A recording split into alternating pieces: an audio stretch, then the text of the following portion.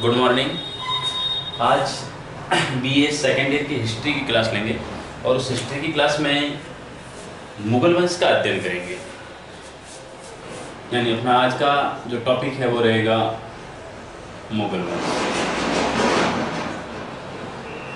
अब मुगल वंश का प्रारंभ कर रहे हैं तो मुगल वंश की शुरुआत बाबर से की जाएगी। तो सबसे पहले हम बाबर का अध्ययन करेंगे। बाबर कहाँ से भारत की ओर आया, भारत में कैसे उन्होंने अपनी सत्ता स्थापित की, भारत में उस समय तत्कालीन राज्य की परिस्थितियाँ क्या थी या शासकों की स्थिति क्या थी, भारत में कौन सा वंश शासन कर रहा था, बाबर जिस जगह से है वहाँ की क्या परिस्थितियाँ थी, बाबर किस वंश से ताल्लुकात रखता था, इन सब का अध्ययन और विशेष करके बाबर के भारत आक्रमण के कारण और उसके बाद भारत पर उसके क्या प्रभाव पड़े, उन प्रभावों का अपन आज की क्लास में अध्ययन करेंगे। तो बीए सेकेंड ईयर में ये टॉपिक्स इंपॉर्टेंट टॉपिक है क्योंकि दो ही वंशों का अध्ययन किया गया है यहाँ। एक अपन सल्तनत काल पढ़ेंगे और दूसरा मुगल काल, और मुगल काल में पूरा का पूरा मुगल वंश, सिर्फ बीच में एक सूर्यवंश का टॉपिक आएगा और वो आएगा शेरशाह सूरी का। आज शुरुआत कर रहे हैं बाबर से। ये जो बाबर है ये मूल रूप से फरगना का निवासी था।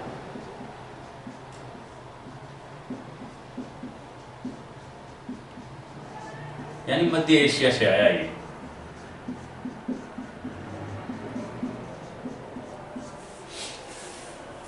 बाबर के विषय में जानने के लिए उसका बचपन या बाल्यकाल या प्रारंभिक जो जीवन है उसको एक बार समझते हैं।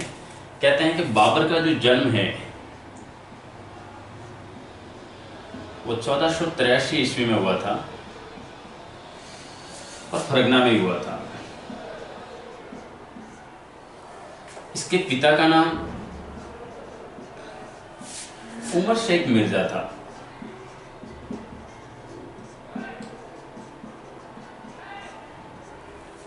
और माता का नाम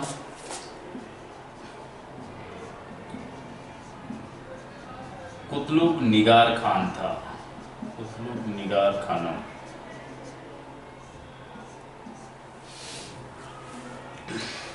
अब बाबर का 1483 में जन्म हुआ। अब कहते हैं कि उसके जो पिता थे वो फरगना के शासक थे, लेकिन कहते हैं कि फरगना के आसपास ऐसे कई शासक थे जो फरगना पर अपना आधिपत्य स्थापित करना चाहते थे, लेकिन जब तक उमर शेख मिर्जा था तब तक उनकी तत्कालीन परिस्थितियां अच्छी थी। एक बात ये भी आप याद रखना कि बाबर के जो पूर्वज थे वो अपने नाम के आगे जो पदवी लगाते थे वो मिर्जा की लगाते थे, ये बात आपको याद रखना है। लेकिन चूंकि जब बाबर हिंदुस्तान आया तो उसने अपने नाम के आगे बादशाह लगवाया, यानी कि एक प्रकार से देखा जाए तो उन्होंने मिर्जा की उपाधि कब त्यागी है और उसने कब बादशाह की उपाधि धारण की, उसका भी अपन भारत आक्रमण के समय उसको पढ़ेंगे। अब क्या हुआ, कालांतर में एक घटना घटित हुई 1494 में। इसके पिता की मृत्यु हो गई। पिता की मृत्यु हुई तो कहते कम उम्र में, यानी 11 वर्ष की उम्र में बाबर फरगना का शासक बना।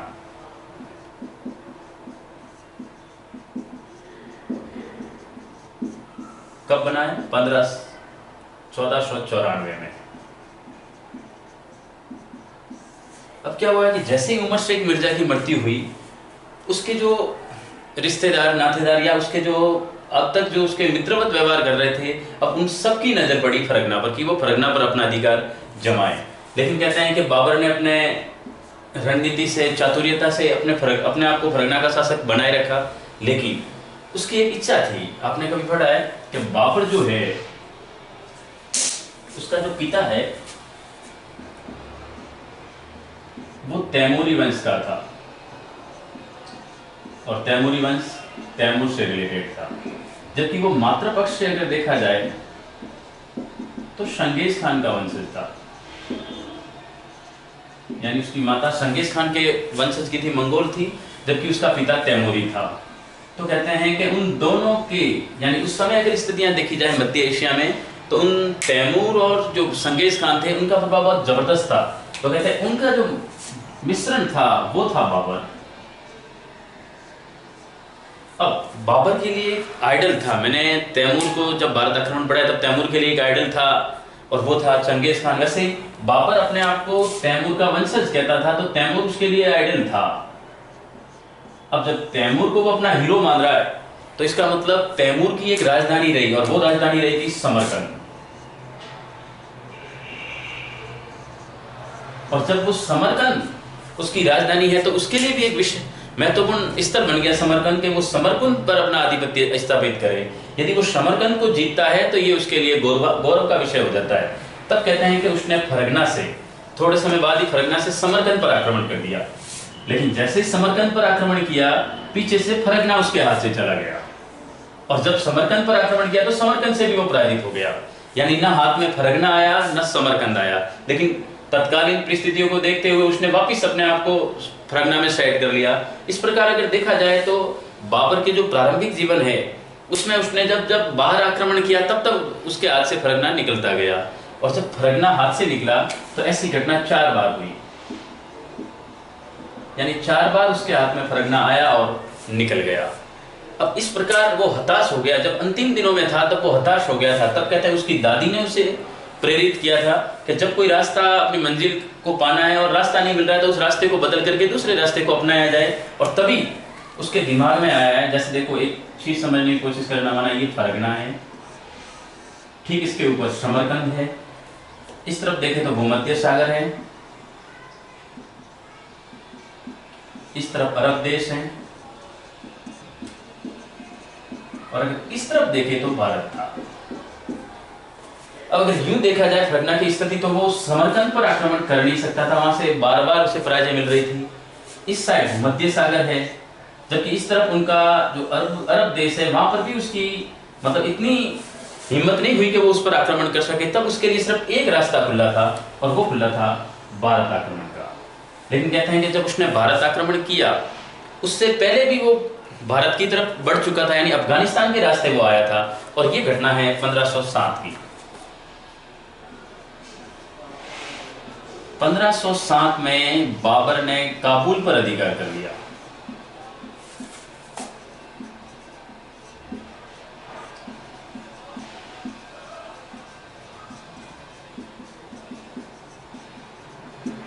अब जब बाबर ने काबुल पर अधिकार किया 1507 में, और इसी समय ये घटना आपको विशेष करके याद रखनी है कि 1507 में ही आपके कंपटीशन के एग्जाम में भी काम आएगा, उसने अपने पूर्वजों की जो उपाधि थी मिर्जा, उस मिर्जा को त्याग दिया और एक नई पदवी धारण की, बादशाह, जिसका मूल रूप बादशाह से बना था, तो उन्होंने बादशाह की उपाधि धारण कर ली। अब यहाँ से 1507 से वो अपने आप को बादशाह घोषित कर चुका होता है। अब वो भारत की तरफ बढ़ने के लिए लालायित रहता है। और उसी समय आपने सुना होगा पंजाब, विशेष करके लाहौर के इलाके, वहां का गवर्नर था दौलत खान लोधी।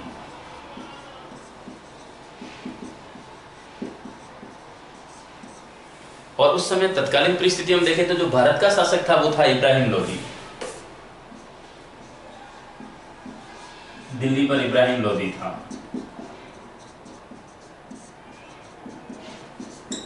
अब इब्राहिम लोधी जो था वो कहते हैं कि थोड़ा कट्टरवादिता को अपनाया हुआ था।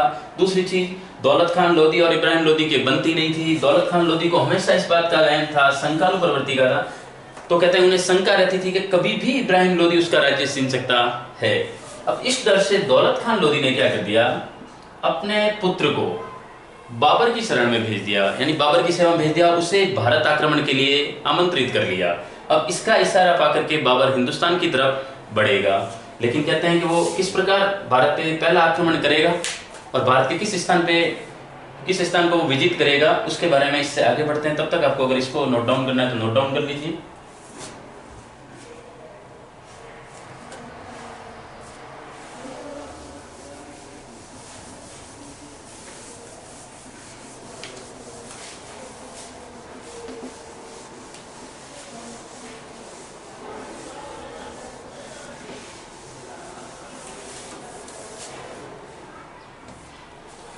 अब बाबर भारत पर आक्रमण करेगा।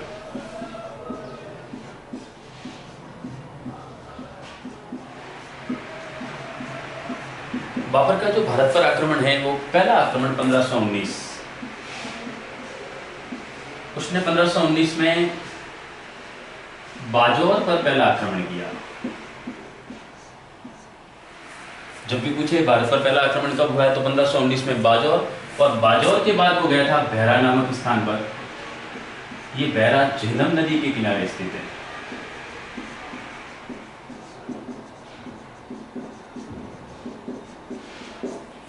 और यहां से बाबर का भारत जो अभियान था वो उसको प्रोत्साहित करता है कि जब वो बाजौर को जीतता है तो वो भारत की तरफ लालायित हो जाता है कि अब भारत की तरफ आक्रमण करेगा। लेकिन उस समय जो दिल्ली का सुल्तान था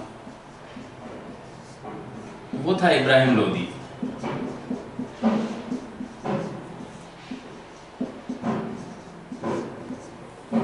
अब सल्तनत काल का अंतिम वंश लोदी वंश था और लोदी वंश का भी अंतिम शासक इब्राहिम लोदी था। इस समय यही सत्तासीन था दिल्ली पर। अब क्या हुआ कि इब्राहिम लोदी को पराजित करने के लिए, मैंने पहले बताया था कि लाहौर में जो आदमी था दौलत खान लोदी,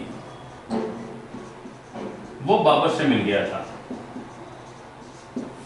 अब इसकी सहायता से वो लाहौर होते हुए दीपालपुर पहुंचेगा और दीपालपुर के रास्ते वो हरियाणा के पानीपत जगह पे पहुंचता है। और इधर इब्राहिम लोदी भी अपनी तैयारियों में रहता है। तो कहते हैं 1525 में वो भारत की तरफ बढ़ गया था, लेकिन घटना है 1526 की और भारत पर पहला आक्रमण जो टर्निंग पॉइंट कहलाता है भारत में, वो कहलाता है पानीपत प्रथम। ये युद्ध हुआ था 1526 में। किनके बीच में हुआ है? बाबर व इब्राहिम लोदी।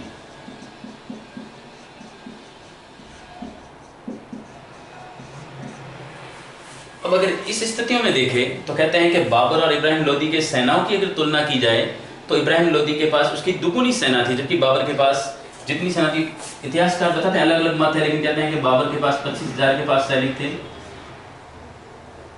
जबकि इब्राहिम लोदी के पास 50,000 के आसपास सैनिक थे।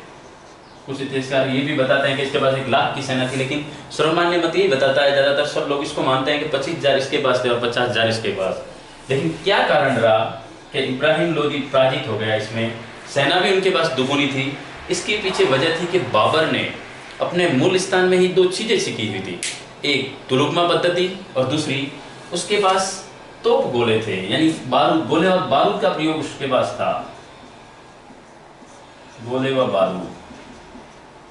और एक प्रकार से देखा जाए तो हिंदुस्तान में इससे पहले गोले और बारूद का प्रयोग नहीं होता था। तो गोले और बारूद का प्रयोग होगा। भारत अपने परंपरागत तरीकों से युद्ध कर रहा है, भारत में जो इब्राहिम लोदी शासक है वो, और ये गोले और बारूद की सहायता से प्रयोग कर रहे हैं। तो इसका मतलब ये हुआ कि गोले व बारूद वाला भारी पड़ेगा और उसने इब्राहिम लोदी को हरा दिया। यानी 1526 में बाबर विजित हुआ, जबकि इब्राहिम लोदी की पराजय हो गई। अब ये अफगानों के लिए बहुत गहरा आघात था, क्योंकि भारत में अफगानी शक्ति थी वो पूरी तरह से कुचल दी गई। अब इब्राहिम लोदी की पराजय के बाद अफगान भी, वैसे प्रारंभ में उसके विरोधी भी थे इब्राहिम लोदी के, लेकिन बाद में क्या हुआ कि वही अफगानी वापिस बाबर के भी विरोधी हो गए, क्योंकि वो चाहते थे कि इसका बदला लिया जाए कि भारत में जो अफगानी शक्ति थी वो समाप्त कर दी थी इसने। अब बाबर के लिए दिल्ली तो जीत लिया गया, दिल्ली पे तो इसका कब्जा हो गया, लेकिन नो डाउट अगर देखा जाए तो दिल्ली से ज्यादा महत्वपूर्ण उस समय अगर देखा जाए तो भारत में 2 राज्य थे, विजयनगर और मेवाड़। अब विजयनगर दक्षिण में था तो इतना प्रभावित नहीं करेगा बाबर को, लेकिन उसके लिए सबसे बड़ा जो खतरा था वो था मेवाड़। और मेवाड़ में उस समय जो शासक था वो था राणा सांगा। इससे आप भलीभांति परिचित होंगे। अगर इतिहास में देखा जाए जितने योद्धा हुए होंगे, बड़े बड़े युद्ध जीते होंगे, लेकिन जो इस व्यक्ति ने करिश्मा किया है ऐसा अद्वितीय करिश्मा और कोई नहीं कर सकता। क्योंकि ये अगर देखा जाए तो शारीरिक रूप से बहुत कमजोर व्यक्ति था, क्योंकि इसके शरीर में 80 घाव थे, इसका आधा शरीर काम नहीं करता था, इसकी आंख भी एक युद्ध में चली गई थी। इसके बावजूद उसने अगर देखा जाए तो राजपूताना की पूरी शक्ति को एकता के सूत्र में बांध रखा था। इसके अंडर में राजपूताना के समस्त राजा अपनी सेवाएं देने आते थे। तो कहते हैं मेवाड़ का उस समय बोलबाला ज्यादा था। और दूसरी चीज इस बात से भी ये तय हो जाता है कि मेवाड़ का प्रभाव कितना होगा। इसी मेवाड़ के राणा सांगा ने हिंदुस्तान के शासक इब्राहिम लोदी को 2 युद्धों में पराजित कर दिया था। एक खातौली जो गुंती में है और एक बाड़ी धौलपुर। इन 2 युद्धों में उसने हिंदुस्तान के सुल्तान इब्राहिम लोदी को पराजित कर दिया है। तो इसका मतलब इब्राहिम लोदी को पराजित किया तो भारत में सबसे ज्यादा प्रभाव राणा सांगा का ही है। अब राणा सांगा जब इतना बड़ा प्रभावशाली है तो सीधी सी बात है कि बाबर को अगर भारत में टिकना है तो उसे राणा सांगा को पराजित करना अनिवार्य हो गया था। अब राणा सांगा और बाबर के बीच में मुठभेड़ होगी और वो मुठभेड़ थी खानवा।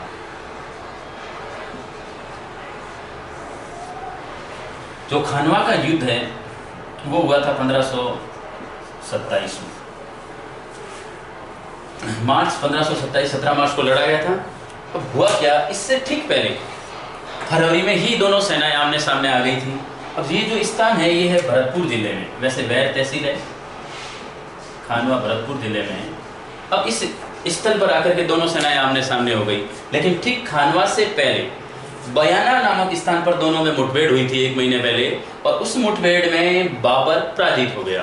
अब बाबर की सेना भाग रही थी, तब कहते हैं बाबर ने उसको रोका और अपने सैनिकों को बड़ा जोशीला भाषण दिया था। उस समय कहा था कि अब तो डू एंड डाई वाली स्थिति है, अगर आप यहाँ से चले भी जाओगे तो भी आपको राणा सांगा छोड़ने वाला तो है नहीं। तो कहते हैं राणा सांगा से संघर्ष करो, अगर जीत गए तो हिंदुस्तान की पूरी धन संपदा मिल जाएगी। तो इस कारण कहते हैं उन्होंने जोशीला भाषण दिया था, जिसको कहते हैं कई बार कि भाई बाबर ने जिहाद का जो नारा दिया था वो भी इसी घटना के बाद दिया था। अब वापिस सेना को संगठित कर दिया और वो वापिस खानवा में आ गए। अब राणा सांगा और बाबर के बीच में खानवा का ऐतिहासिक युद्ध लड़ा जाएगा। अब अगर इस प्रकार देखा जाए, एक बार आप स्क्रीनशॉट ले लीजिए।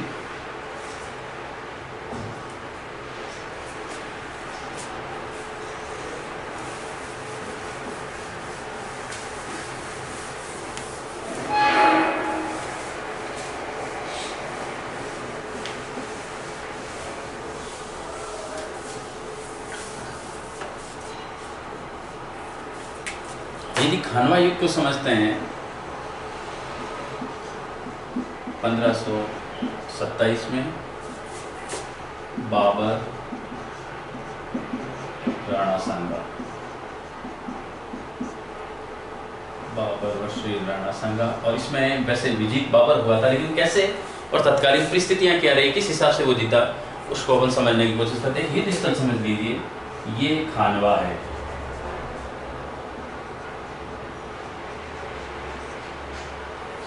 अब खानवा में इस साइड से ऊपर से यानी दिल्ली की साइड से आ रहा है बाबर, यानी एक प्रकार से समझ लीजिए बाबर की सेना है, और इस तरफ से आ रहा है राणा सांगा। अब कहते हैं कि राणा सांगा में जो राजपूती सैनिक थे, वो राजपूत सैनिक इतने प्रभावशाली थे कि वो जोश के साथ युद्ध करते थे, और कहते हैं कि वो मृत्यु से तो डरते नहीं थे। अब परंपरागत तरीका इनका युद्ध का रणकौशल भी परंपरागत था, लेकिन बाबर क्या था, इसके पास तोप और गोले थी, तो उसने क्या कर दिया, अपने युद्ध स्थल से ठीक आगे एक विशाल खाई खुदवा दी,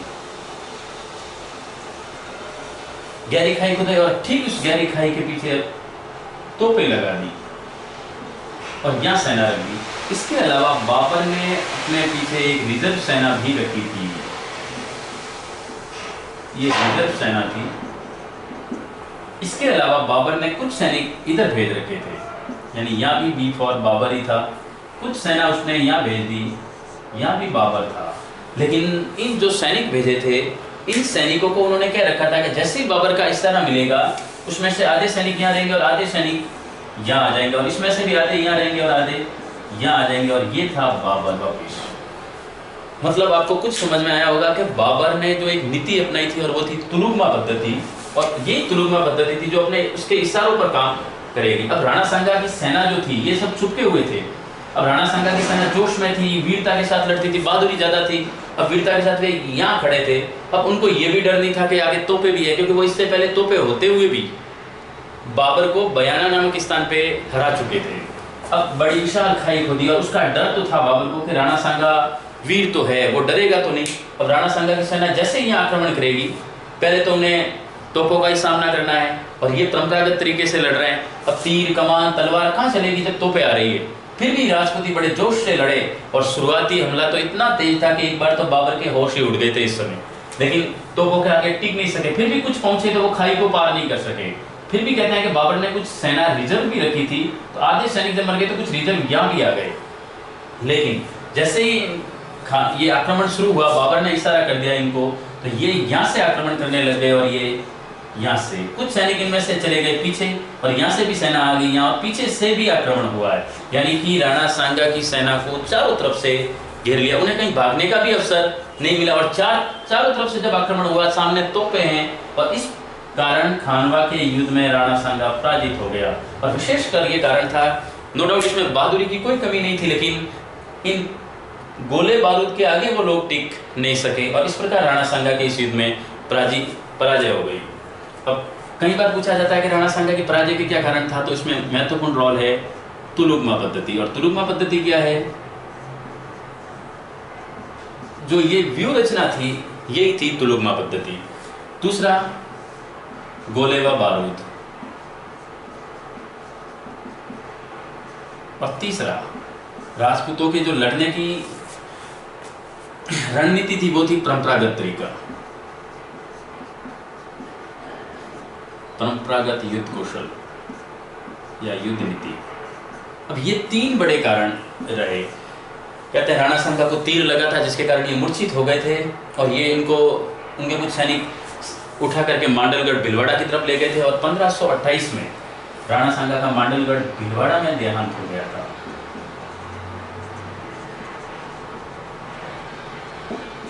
इस प्रकार बाबर को लग रहा था कि भारत में टिकना है तो राणा सांगा को पराजित करना जरूरी था, तो अब राणा सांगा को उसने हरा दिया। अब उसके लिए रास्ता थोड़ा इजी हो गया।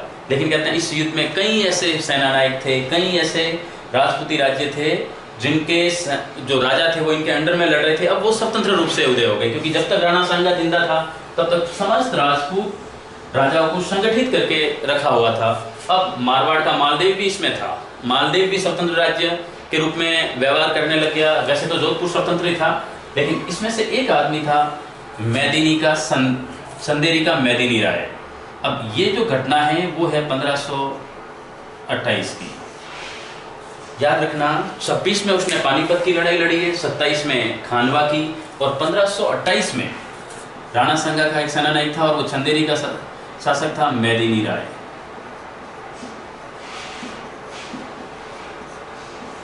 इस मेदिनी राय और बाबर के बीच में 1528 में चंदेरी का युद्ध होता है। चंदेरी एमपी में है। इस चंदेरी युद्ध में मेदिनी राय को पराजित कर दिया जाता है, और बाबर वापिस यहाँ भी जीत जाता है और मेदिनी राय के पराजय हो जाती है। अब ध्यान रखना, इस युद्ध के बाद बाबर है वो बीमार पड़ गया और अस्वस्थ रहने लगा। लेकिन बाबर के लिए एक खतरा था, और वो खतरा था बिहार। बिहार में अफगानी लोग हैं वो शासन कर रहे थे, और अफगानी का संबंध इब्राहिम लोदी से भी था, और इब्राहिम लोदी का परंपरागत दुश्मन बाबर था, क्योंकि इब्राहिम लोदी को बाबर ने ही पराजित किया था। और इब्राहिम लोदी, एक याद भी रखना, एक ऐसा सल्तनत काल का सुल्तान है जो युद्ध स्तर पर मारा गया। यानी आज दिन तक युद्ध स्तर पे कोई मरे कि नहीं मरे, लेकिन इब्राहिम लोदी पहला सुल्तान था सल्तनत काल का जो युद्ध स्तर पर मारा गया था, और इसका बदला चाहते थे अफगानी। अब 1529 में घाघरा नदी के किनारे, गाजीपुर से आगे बढ़ी थी सेना, और घाघरा नदी के तट पर युद्ध लड़ा गया, जिसको कहते हैं घाघरा का युद्ध। इसके बीच में हुआ है तो बाबर और अफगानों के मध्य।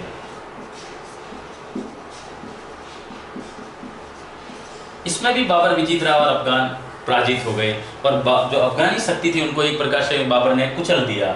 लेकिन कहते हैं वो 28 में जब अस्वस्थ हो गया था तो अब उसकी स्थिति और बिगड़ गई, और कहते हैं कि 26 दिसंबर 1530 को बाबर की मृत्यु हो गई। यानी जो मुगल वंश का, हिंदुस्तान में जो मुगल वंश की नींव डाली थी बाबर ने, तो कहते हैं मुगल वंश का जो संस्थापक था उसकी मृत्यु 1530 में हो गई। अब 1530 में जब बाबर की मृत्यु हो गई तो कहते हैं कि उस समय हुमायूं उपस्थित नहीं था, तो कहते हैं इसके 4 दिन बाद यानी 30 दिसंबर 1530 को हुमायूं का राज्याभिषेक होता है।